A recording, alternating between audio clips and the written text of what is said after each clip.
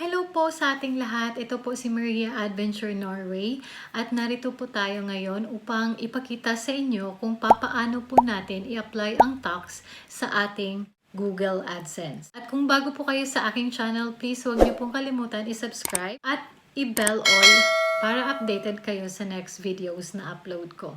Alam ko marami sa atin ngayon mga monetized channel at YouTube creators na namomroblema kung bakit nagkaroon na tayo ng tax at the same time paano natin i-apply. Ang video natin ngayon ay ituro ko sa inyo step by step kung paano natin i-apply at mag-fill up ng mga form sa ating tax sa Google AdSense.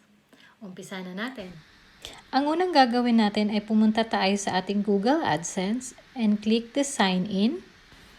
After nyo mag-sign in, punta kayo sa payments and then go to manage settings at makikita nyo doon ang United States Tax Info and click the edit. Click the manage tax info at yan ang lalabas, add tax info. This time, kailangan na ng password at ang email nyo. You have to click that and proceed. At diretso kayo mapupunta sa ating questions regarding for United States Tax Info. After clicking the next, sa baba makikita nyo, are you a citizen or resident in the United States? So, if you are not, click no. If you are, click yes. And then next natin. Sa baba, merong two types of form. Ang first form is for individuals. And ang the second form, yung sa baba, is your for business.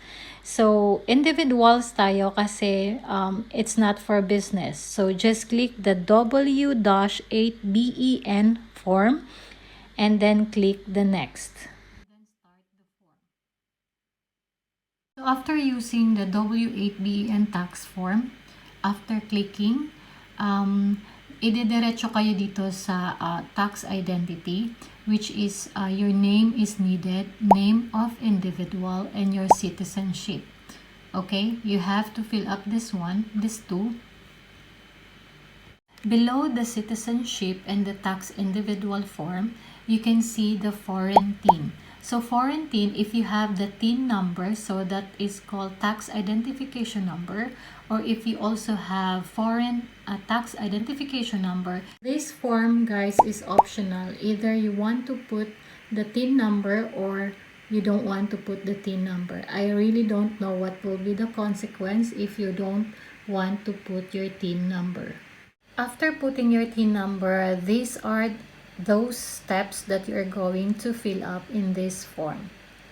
Tax treaty. So what is tax treaty all about?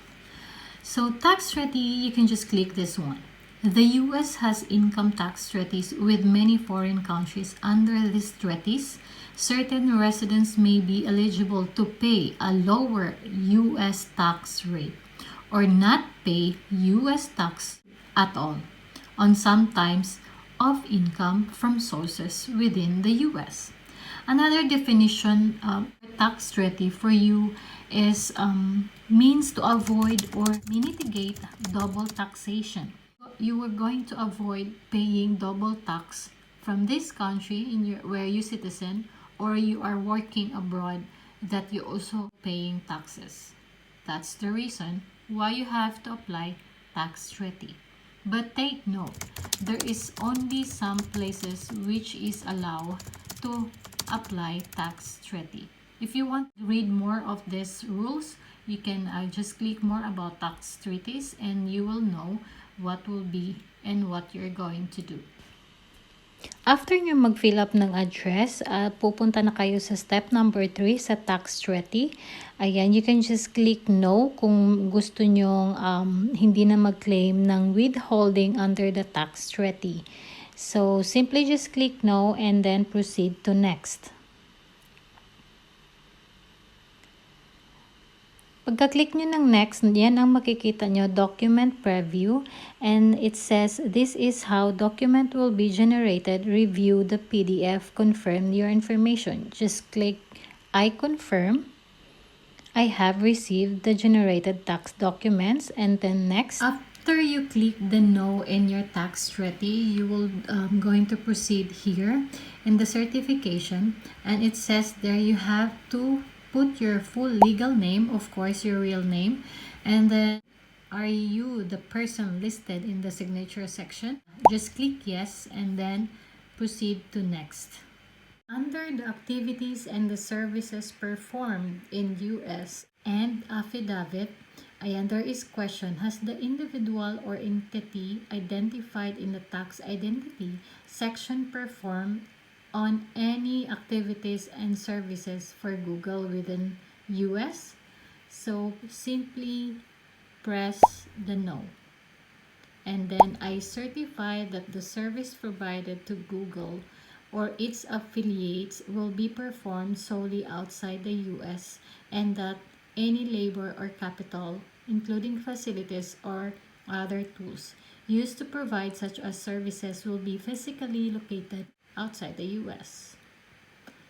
So, are you providing tax information? Yes, I'm providing tax information. And then click. So these are the two options. The first choice is if you are not receive any salary from YouTube, you have to click this. And the second one, if you already receive salary from YouTube, just click the second option. And then submit. Within a minute, I got approved. Isa sa napakahalagang bagay kung bakit nyo kailangan mag-apply ng tax form. Kung isa kang monetized channel at meron kang Google AdSense, you have to make sure na nakapag-apply na po kayo before May 31 to avoid consequence. Ano ang consequence? Ang consequence, guys, kung hindi kayo nakapagpasa ng iyong tax form before May 31 this year, ayan, you are entitled po na mabawasan ng 24% in your total salary income sa YouTube. Pag nagpasa naman kayo before May 31, you are just only entitled to be deducted on your tax for your total earnings within US revenue.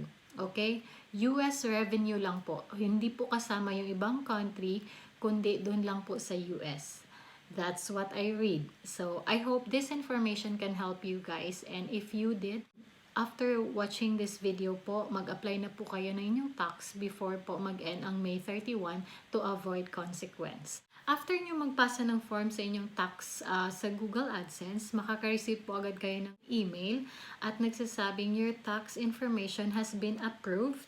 So, depende po yun kung ma-approve kayo o hindi. Just seconds, guys, makaka-receive agad kayo ng email. Kung nakatulong ang video na to, huwag nyo kalimutan i-thumbs up at mag-comment down below lang po kayo kung meron kayong mga katanungan. Pipilitin kong sagutin lahat yan at basahin yung mga comments nyo. At huwag nyo din po kalimutan i-share kung meron kayong mga kaibigan or mga friend na kilalang monetized channel na nangangailangan ng information regarding for applying the tax for your Google AdSense. Thank you so much and see you soon. Bye!